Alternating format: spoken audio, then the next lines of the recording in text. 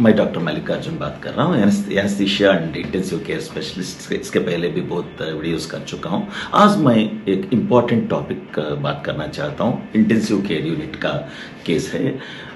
बहुत लोग डेली एक दो पेशेंट्स हमारे पास, कम से कम एक दो पेशेंट्स तो जरूर आते हैं।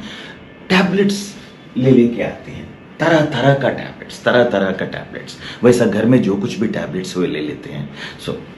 एंग्जाइटी में ले लेते हैं, नहीं तो डिप्रेशन में ले लेते हैं। तो कौन सा का टैबलेट्स होते हैं? ये थोड़ा नींद का गोलियां ज़्यादा होते हैं, बीपी का टैबलेट्स ज़्यादा होते हैं घर में, और शुगर का गोलियां होते हैं, और न्यूरो प्रॉब्लम्स जो फादर को, मदर को, ग्रैंडफादर को जो न्यूरो प्रॉब्लम्स होते हैं वो भी दवा बहुत ज़्यादा होता है, और कार्डियक मेडिसिन होते हैं घर में। ये घर में फ्रीली अवेलेबल होते हैं, फादर के पास, मदर के पास, नहीं तो नाना नानी, कोई ग्रैंडफादर एक्सेट्रा, सब लोगों के पास होते हैं। तो बच्चे कोई भी हो घर में, वो लेके आ रहे हैं, वो पूरा टैबलेट्स निगल के आ रहे हैं। तो इतना मुश्किल होती है कि फर्स्ट ट्रीटमेंट हमारा क्या होती है बोले तो इमीडिएटली हम स्टमक वॉश करते हैं और इमीडिएटली आईसीयू में मॉनिटरिंग में रखते हैं। ट्रीटमेंट शुरू हो जाती है, कौन सा टैबलेट लिया उसके मुताबिक ट्रीटमेंट भी शुरू होता है।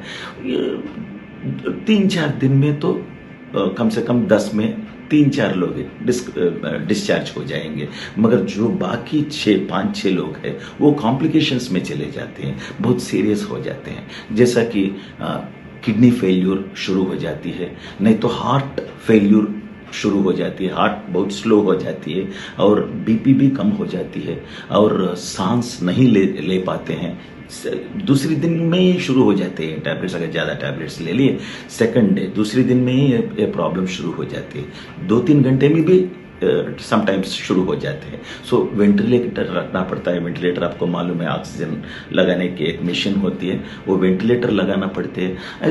ऐसा कॉम्प्लिकेशन। वेंटिलेटर, ये रीनल फेल्यूर के लिए आपको मालूम है डायलिसिस करना पड़ता है, और समटाइम्स हार्ट अगर बहुत स्लो हो गई, हार्ट बीट बहुत स्लो हो गई, तो ये डिफिब्रिलेटर, नहीं तो डिफिब्रिलेटर तो लगाते रहते हैं।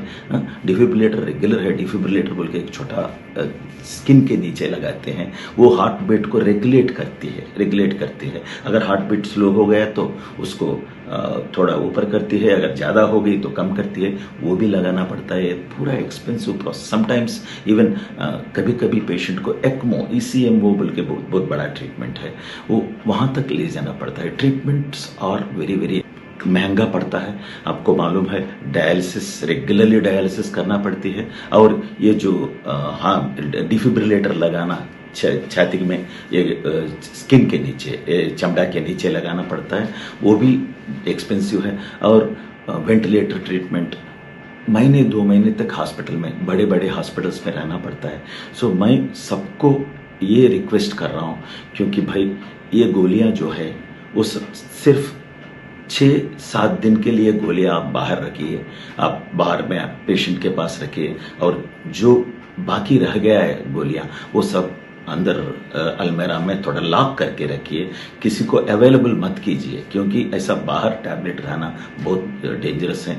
बहुत लोग आ रहे हैं, टैबलेट्स निगल के बहुत लोग आ रहे हैं। हमको थोड़ा दुख होती है, क्योंकि ये सब नहीं होना चाहिए था, क्योंकि अननेसेसरी ट्रीटमेंट है। फैमिली का फाइनेंशियल प्रॉब्लम्स हो जाते हैं इससे, अननेसेसरीली पूरा जो कुछ भी आपका बैंक बैलेंस है वो खत्म हो जाती है, और थोड़ा आपका बैड नेम भी है। वैसे भी नहीं, पेशेंट को भी नुकसान है ना। अगर 10 पेशेंट में 9 घर चले जाते हैं, मगर एक पेशेंट तो हमारा हाथ में नहीं होते हैं। तो मैं रिक्वेस्ट करता हूँ, गोलियां बाहर मत रखिए, सेफ लॉकर में रखिए, और सिर्फ एक 5-6 दिन का गोलियां जो होते हैं वो बाहर रखिए। मैं रिक्वेस्ट है।